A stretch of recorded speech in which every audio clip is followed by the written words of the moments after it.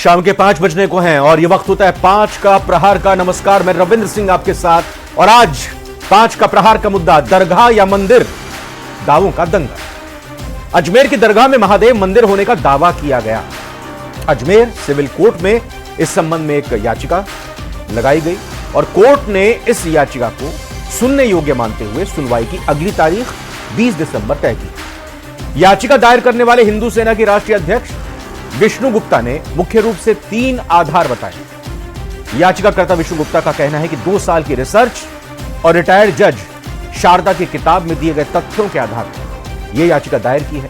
Court ने अल्पसंख्यक मंत्रालय, दरगाह कमेटी और भारतीय पुरातत्व सर्वेक्षण विभाग, archaeological survey of India ASI को नोटिस जारी किया। इस मामले को लेकर दरगाह यानी अजमेर की दरगाह में प्रमुख उत्तराधिकारी और ख्वाजा साहब के वंशज नसरुद्दीन चिश्ती ने अपना पक्ष रखा है। उन्होंने कहा, ऐसी हरकतें देश की एकता के लिए खतरा है। यहां तो हिंदू राजाओं ने भी अकीदत की है। इस मामले पर सियासी बयानबाजी भी तेज हो गई है। AIMIM ने गंगा जमुनी तहजीब के लिए इसे खतरनाक बताया। वहीं बीजेपी का कहना है कि अदालत के जारी किए गए नोटिस के बाद वास्तविकता सामने आएगी। चर्चा इसी पर करेंगे। पहले रिपोर्ट आपको दिखाएं।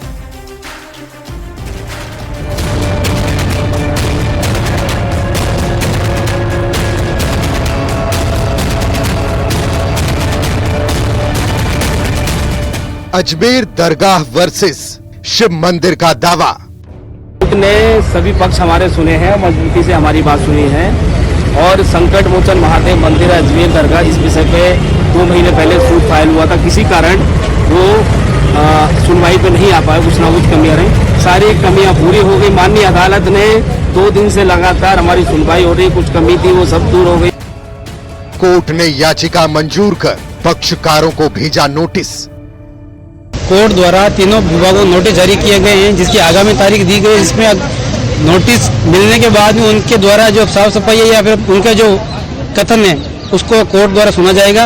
उसके बाद में आगामी कार्रवाई होगी। कानून की दृष्टि से भगवान जो हैं वो अपना प्रतिनिधित्व नहीं कर सकते हैं। वो कानून की दृष्टि से नाबालिग हैं, तो उनके भगत के तौर पर विष्णु गुप्ता वादी संख्या 2 वो अपना प्रतिनिधित्व करेंगे। अब 20 दिसंबर को होगी अगली सुनवाई। हिंदुस्तान की अजमेर शरीफ की जो दरगाह है वो तमाम मजहब के मानने वालों की अकीदत का एक मरकज़ है। यहाँ से हमेशा मोहब्बत अमन का पैगाम गया है और इस दरगाह से आज के दौर में पूरे हिंदुस्तान यानी पूरी दुनिया के हिंदू मुसलमान तमाम मजहब के लोगों के आस्था जुड़े हैं। ये दरगाह आज की नहीं है।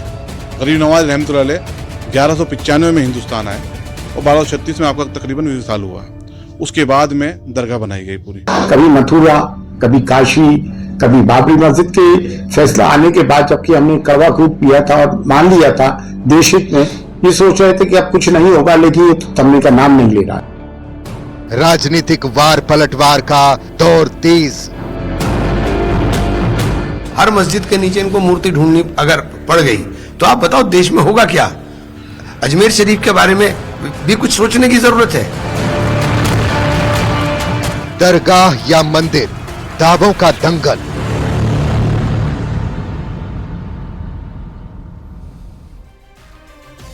पूरे मामले पर चर्चा के लिए 3 खास मेहमान मेरे साथ जुड़ चुके हैं। विकास बारहट जी बीजेपी से हैं। विकास जी, स्वागत है आपका। पौरुष भारद्वाज जी कांग्रेस से हैं। बहुत बहुत स्वागत पौरुष जी आपका। और रामस्वरूप बिश्नोई साहब, आप वकील हैं हिंदू सेना के, जिनकी तरफ से विष्णु गुप्ता ने याचिका लगाई या यूं कहें कि वाद अपना लगाया और उसी वाद के बाद स्वीकार योग्य सिविल कोर्ट की तरफ से इसको कहते हुए 3 पक्षों को नोटिस दिया गया है। रामस्वरूप बिश्नोई जी का सबसे पहले मैं रुख करते हुए समझना चाहूंगा। रामस्वरूप बिश्नोई जी, कल की अदालत में जब सुनवाई हुई, अदालत ने निर्देश जो दिए हैं, नोटिस जो दिए हैं इन तीनों पक्षों को, इसके बारे में थोड़ा बताइए। नोटिस में क्या क्या पूछा गया है, क्या क्या जवाब मांगा गया है? जो वाद दायर किया गया था विष्णु गुप्ता के द्वारा, वादी द्वारा, उसमें जो तथ्य रखे गए हैं उन्हीं तथ्यों को सुनने के लिए अगली जो तीनों प्रतिवादी गण हैं उनको नोटिस भेजे गए हैं। 20 तारीख को जो भी वो उनकी प्रतिक्रिया जो भी आएगी, न्यायालय के समक्ष जो उपस्थित होंगे, वो जो भी तथ्य रखते हैं उसके आधार पर आगे की न्यायिक कार्रवाई होगी। मतलब 20 तारीख से पहले तक अपनी बातें उनको रखनी है और फिर उन रखी गई बातों को जो नोटिस में पूछी गई हैं 20 तारीख पर तब सुनवाई होगी। 20 तारीख को जो सुनवाई होगी, उनको जब तक दावे की कॉपी मिल जाएगी, जो वाद दायर किया है उसकी कॉपी, दस्तावेज सब उनको प्राप्त हो जाएंगे और 20 तारीख को उनको उपस्थित होकर जवाब देना। हिंदू सेना की तरफ से क्या दलील रखी गई थी इस संबंध में, क्या पक्ष रखा गया था? हिंदू सेना की तरफ से विष्णु गुप्ता जो हिंदू सेना अध्यक्ष हैं वो हमारे पास आते हैं। उन्होंने कहा कि ये ऐसे ऐसे उन्होंने कुछ दस्तावेज में प्रदान किए थे जो हिस्टोरिकल हैं। उसमें एक हरविलास शारदा जी करके हैं जो पुराने रिटायर्ड जज भी रहे हैं भारत से, और उनके नाम से शारदा एक्ट भी बना था जो बाल विवाह को रोकने के लिए बना था। उनकी एक किताब लिखी है अजमेर हिस्टोरिकल करके, उस पे जो उन्होंने बताया है कि अजमेर दरगाह में उनको शिव मंदिर या शिव की छवि का प्रतीक हुआ, और जो पुराने हिंदू ढांचे से रिलेटेड उन्होंने उस अपनी किताब में लिखे है, उसी आधार पे ये दावा, और विष्णु गुप्ता के द्वारा जो भी तथ्य हमें बताए गए थे उसी आधार पे ये दावा तैयार किया गया और न्यायालय प्रस्तुत किया गया। ठीक है विकास बारहट जी, हिंदू सेना का बीजेपी या आरएसएस से किसी तरह का संबंध है, कोई ताल्लुक है? विष्णु गुप्ता को जानते समझते हैं आप? विकास जी, विकास जी अब बोलिएगा, अब बोलिएगा।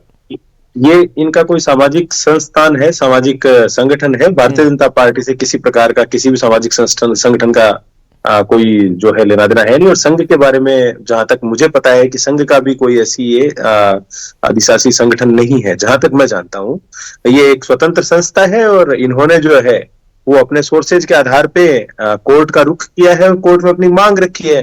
और भारतीय न्यायपालिका जो है वो सभी को अपना पक्ष रखने का अवसर देती है।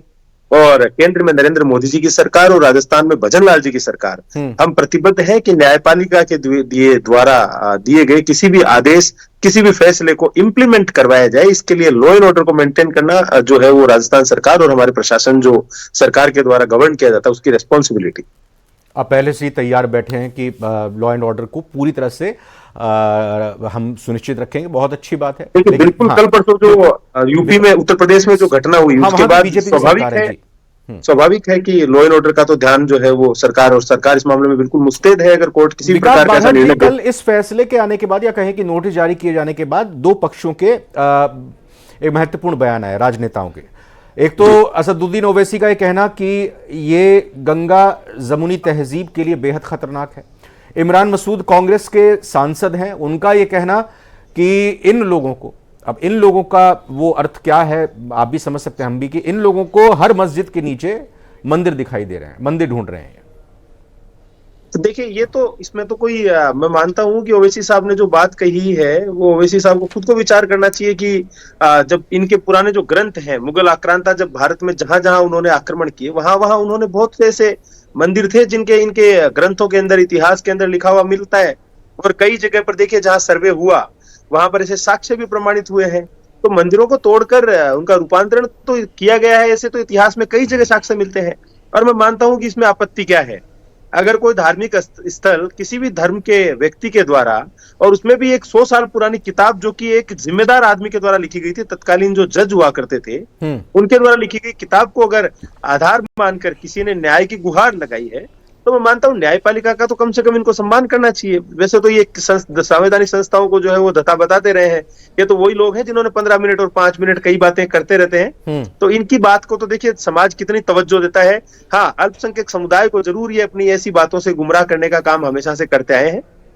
बाकी इसमें देखिए सरकार जो है वो किसी प्रकार से पक्षकार नहीं है। एक स्वतंत्र संस्था के व्यक्ति ने जो है वो ये वाद दायर किया है, ये रिट लगाई है, उसके ऊपर कोर्ट का जो भी निर्णय आएगा, अगर कोर्ट गवर्नमेंट को डायरेक्ट करता है हमें किसी प्रकार की सुविधा मुहैया कराने के लिए, या किसी प्रकार लॉ एंड ऑर्डर जो है वो किसी भी सूरत में लॉ एंड ऑर्डर के साथ कोई कॉम्प्रोमाइज नहीं किया जाएगा। ये राजस्थान सरकार प्रतिबद्ध है इस चीज के लिए। भजनलाल जी जो है, भजनलाल सरकार जो है वो पूर्णतया प्रतिबद्ध है कि राजस्थान में लॉ एंड ऑर्डर को सुनिश्चित किया जाए और किया जाएगा।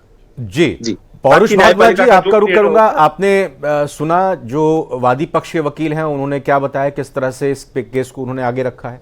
आपने बीजेपी को भी सुना, इससे पहले आपने इमरान मसूद, आप की पार्टी के सांसद हैं, उनका बयान भी सुना, और AIMM के असदुद्दीन ओवैसी क्या कह रहे हैं उनको भी सुना। कांग्रेस का इस पर क्या स्टैंड है, कल जो ये नोटिस दिए गए हैं 3 पक्षों को? रविंद्र जी देखिए, मैं मेरे जवाब देने से पहले मैं इस बात का आप लोगों से उम्मीद करूंगा कि मुझे 5 मिनट आप निर्बाध रूप से बोलने देंगे। मेरी बात पूरी होने के बाद ही मुझसे सवाल किए जाएंगे।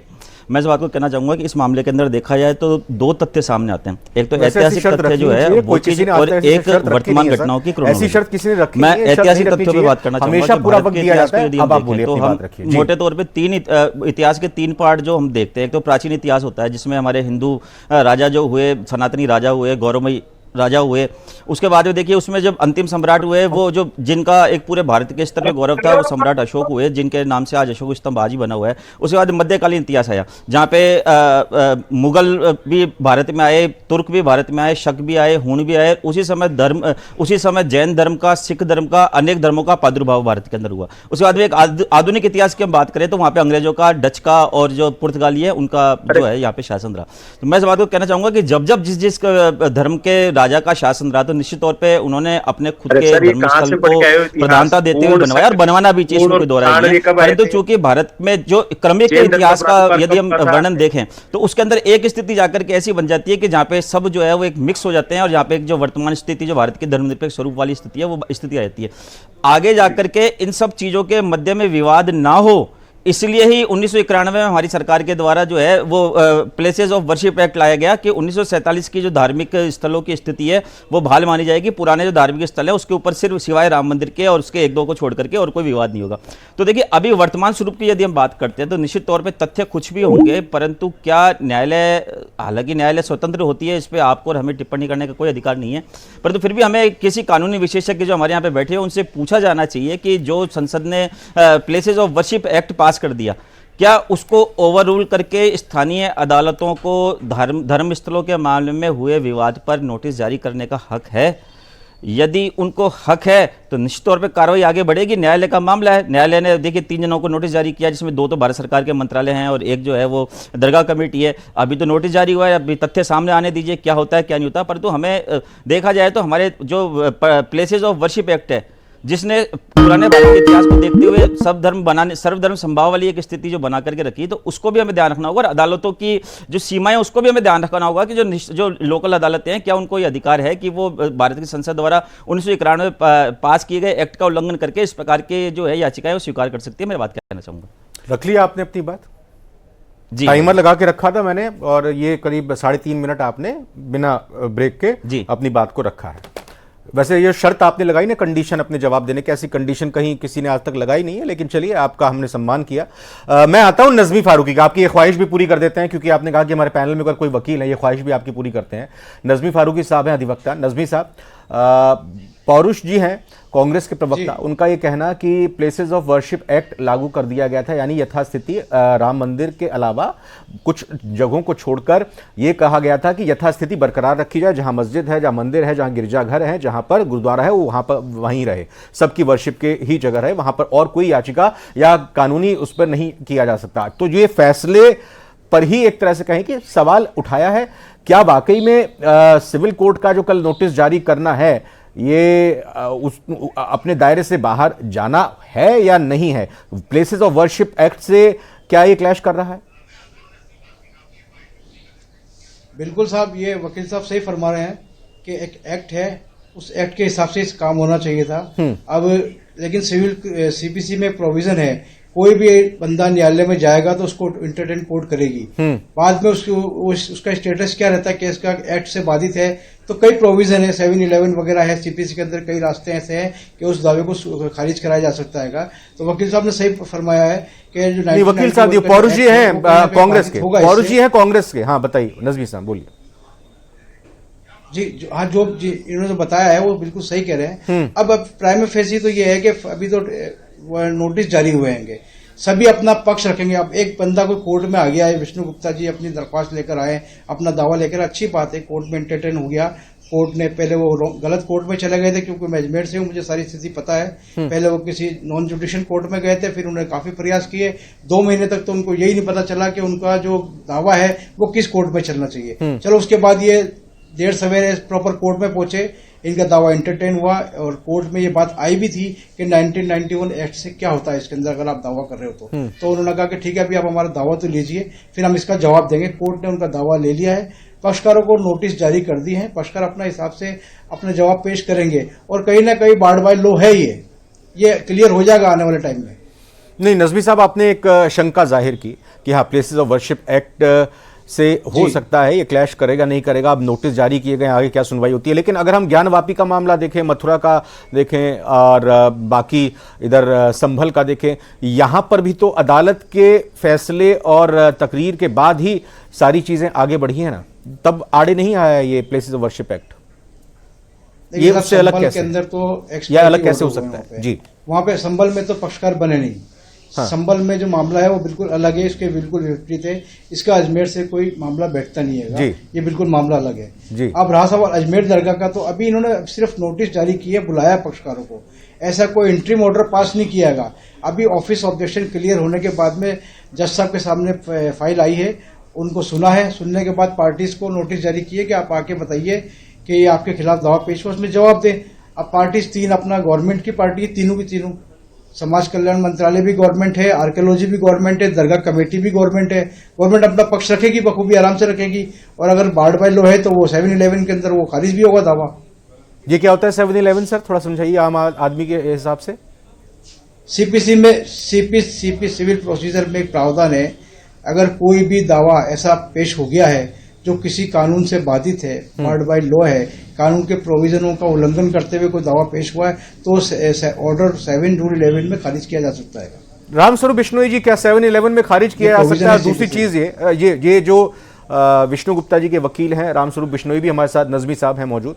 रामस्वरूप जी, आपको क्या लगता है 7-11 के जरिए खारिज किया जा सकता है? दूसरी चीज ये, अभी आपने सुना भी, नजमी साहब ने बताया कि 2 महीने तक तो विष्णु गुप्ता इधर से उधर घूमते ही रहे, उनको पता ही नहीं चला कि किस अदालत में अपने इस वाद को लगाना है। हाँ, ये सही बात है कि 2 महीने तक उनको नहीं पता चला। क्षेत्राधिकार को, न्यायालय के स्वर्ण अधिकार को लेके कुछ उनमें संशय था, जो बाद में वो हमारे पास आए तब सही कोर्ट में ये लगाया गया था। उसमें कुछ अमेंडमेंट भी पेश किए गए थे, जो कुछ त्रुटियां रह गई थी दावा प्रस्तुत करते समय, उसको अमेंडमेंट करके ही परसों की तारीख में पेश किया गया था और कल इस पे पूरा निर्णय आया। और जो ये 7-11 सीपीसी के प्रोविजन का कह रहे हैं, वो प्रोविजन है, उसमें वाद चलने योग्य है कि नहीं है, वो उसमें जब वो अपना पक्ष रखेंगे, उसमें न्यायालय में बहस होगी, उसके बाद न्यायालय तय करेगा कि ये चलना चाहिए या नहीं चलना चाहिए। ये न्यायालय का क्षेत्राधिकार। न्यायालय ने, मैं जानना चाह रहा हूं, न्यायालय ने नोटिस में क्या कहा है, किस तरह से अपना पक्ष रखना है कि भाई वादी की तरफ से ये दावा किया गया है कि दरगाह जो है वो हिंदू मंदिर के ऊपर बनाई गई है, तो इस पे आपका क्या स्पष्टीकरण है, क्या कहना है, क्या तर्क है? इस संबंध में जवाब मांगा गया है, कुछ स्पेसिफिक कुछ सवाल नोटिस में उसमें आप बता पाए तो? जो वाद दायर हुआ उसके संबंध में मैं बताता हूं। एक मिनट, आ रहा हूं नजमी साहब, आ रहा हूं आपके पास, पहले आप ही बता दीजिए सर जी। वाद दायर किया उसके संबंध में कि भाई ऐसा वाद हमारे न्यायालय में आया है, उसी को लेके प्रतिवादी गण, तीनों प्रतिवादी गणों को नोटिस जारी किए गए। अब उसी वाद का वो जवाब लेके आएंगे 20 तारीख। जी नजमी साहब, आप भी इसमें कुछ जोड़ना चाहें? मैं ये कहना चाह रहा था साहब कि सीपीसी सेक्शन 9 में प्रोविजन है किसी भी बंदे को कोर्ट में सूट फाइल करने का, वो सूट फाइल हो गया। अभी कोर्ट ने कोई ऐसा ऑर्डर पास नहीं किया है। एक तो ये बहुत गलत मैसेज जा रहा है कि कोर्ट ने ऑर्डर पास कर दिया है। कोर्ट ने कोई ऑर्डर पास नहीं किया है। कोर्ट ने इनके दावे को एडमिशन दिया है और एडमिशन देके 3 पार्टीज को कॉल किया है कि आपके विरुद्ध दावा पेश हुआ, आप इसमें आके रिप्लाई फाइल करें।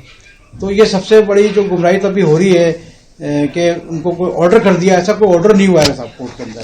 कोर्ट प्राइमा फेसी अभी तो पुटअप हुआ है, फाइल कोर्ट के सामने फाइल अब आई है। अच्छा ठीक है, फिर आप बताइए कि इस तरह के केसेस में आगे क्या प्रोसीजर रहता है? वैसे कोई तय प्रोसीजर तो हम जानते हैं कि नहीं रहता है, फिर भी आगे प्रोसीजर क्या होता है? नोटिस जब तीनों ही पक्ष के आ जाएंगे, फिर उसके बाद कोर्ट उन नोटिस को पढ़ने के बाद अपनी तरफ से कुछ निर्देश देगा या मामले को आगे चलाया जाए या नहीं चलाया जाए, ऐसा हो सकता है? देखिए मैं आपको बताऊं, पूरा सिविल प्रोसीजर है। रिप्लाई आएंगे, रिप्लाई के बाद में इश्यूज बनेंगे, इश्यूज बनने के बाद में एविडेंस फाइल में आएगी और पूरी ट्रायल चलेगी। उसके बाद फाइनल आर्गूमेंट आएंगे, कितना टाइम लग जाएगा। बट अब इस केस के अंदर मैं आपको बता रहा हूँ, ये दावा चलने योग्य है ही नहीं है। इस बात में बीच में ही कोई ना कोई कंडीशन आ जाएगी और न्यायालय के सामने ये चीज क्लियर हो जाएगी। लोगों में ये भी धारणा आ रही है, जैसे आपने कहा कि लोगों को लग रहा है कि ये क्या फैसला आया है या निर्देश आया है, क्योंकि हम भी लगातार कह रहे हैं कि 3 पक्षों को नोटिस जारी करने की बात कही। लोगों के मन में ये भी धारणा आ रही है कि सर्वे की भी मांग रखी गई है क्या, और क्या सर्वे जिस तरह से यहाँ संभल में या ज्ञानवापी में हुआ, क्या इस तरह का सर्वे करने की इजाजत भी दी जा सकती है या मांग रखी जा सकती है, फिर उसके बाद इजाजत के लिए पूछा जाए? देखिए, अभी कोई ऐसा लीगल स्टेटस नहीं है, अभी सिर्फ पार्टीज को, नहीं, क्योंकि इसमें एएसआई को भी नोटिस दिया ना सर, यहाँ पे देखा है कि एएसआई को भी नोटिस दिया है ना। जी बिल्कुल दिया है, एएसआई को भी नोटिस दिया है, एएसआई भी अपना रिप्लाई फाइल करेगा।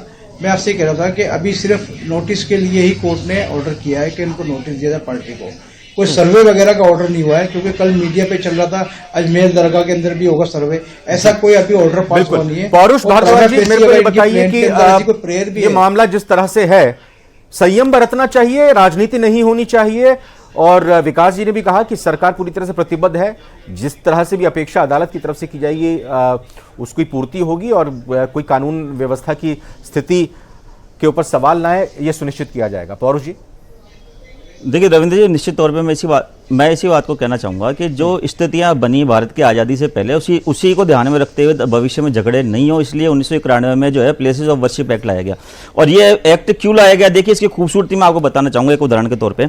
ये 2020 की खबर है कि जो हमारा उज्जैन का मंदिर है, महाकाल का मंदिर है, उसके नीचे ही एक अन्य बड़े मंदिर के अवशेष मिले। वहां पे जब ना पुरातत्व विभाग ने वहां पे खोजबीन करी तो उज्जैन जैसा जो महाकाल का मंदिर जिसको आज पूरे विश्व स्तर पे पूजा जाता है, जो हमारी आस्था का चरम केंद्र है, उसके नीचे भी एक मंदिर है जो 1000 साल पुराना है। देखिए, मैं आपको ये, आपका अगर कैमरामैन जूम कर सके तो मैं आपको खबर दिखाना चाहूंगा। तो इस प्रकार की स्थितियां बनी। और बातें जो प्रधानमंत्री जी ने सोमनाथ के नीचे जब खुदाई के निर्देश दिए थे, आपको पता होगा वहां पे पुरातत्व विभाग ने खुदाई की थी, तो वहां पर देखा जाए तो वहां पे बौद्ध धर्म से जुड़े हुए अवशेष प्राप्त हुए। आप ये कहना तो चाह रहे हैं कि मैं इस बात को कहना चाहूंगा कि आप जितना ये हमारे गांव में कहावत होती है, प्याज के छिलके को जितना खोलोगे उतनी बदबू फैलेगी, उतनी गंदगी फैलेगी। इसको ध्यान में रखते हुए 1991 में जो प्लेसेस ऑफ वर्शिप एक्ट लाया गया। तो मुझे लगता है कि हमें इस मामले में संयम रखना चाहिए, अदालतों को भी कानून के दायरे में रहकर कार्य करें, और कानून के दायरे में रहकर अदालतें यदि कोई आदेश देती है, निर्देश देती है, तो निश्चित तौर पे हम सबको, सरकार उसका पालन कराए, और जो हम सबको निश्चित तौर पे उसको मानना चाहिए। मैं ये बात कहना चाहूंगा आपसे, ऐसा भी हो जाए वैसा भी हो जाए, सब बढ़िया। जी विकास बारहट जी।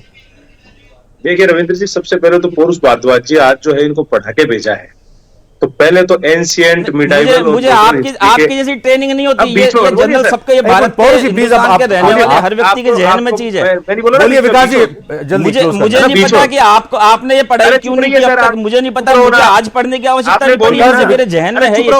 अरे एक मिनट, आराम से विकास जी, जल्दी से विकास जी, 30 सेकंड बस खत्म करना। देखिए सर, सुनिए मेरी बात, ये 4 मंदिरों की लिस्ट बता दी इन्होंने, हिंदू मंदिरों की, जिनके नीचे दूसरे मंदिर थे। मजाल है एक मंदिर बता दे जहां पर, जो मस्जिद बता दे जहां पर पहले मंदिर के अवशेष थे। मैं चैलेंज करता हूं कांग्रेस के प्रवक्ता, अरे भाई मैंने मंदिरों की लिस्ट नहीं बताई है, मैंने आपसे कहा कि प्राचीन काल का इतिहास, मध्यकालीन इतिहास और आधुनिक इतिहास इसका गड्ढम गड्ढा हो चुका। तो क्या यही होगा, एक के ऊपर एक इमारत, यही होगा क्या कांग्रेस और बीजेपी जिस तरह से आरोप प्रत्यारोप करते हैं?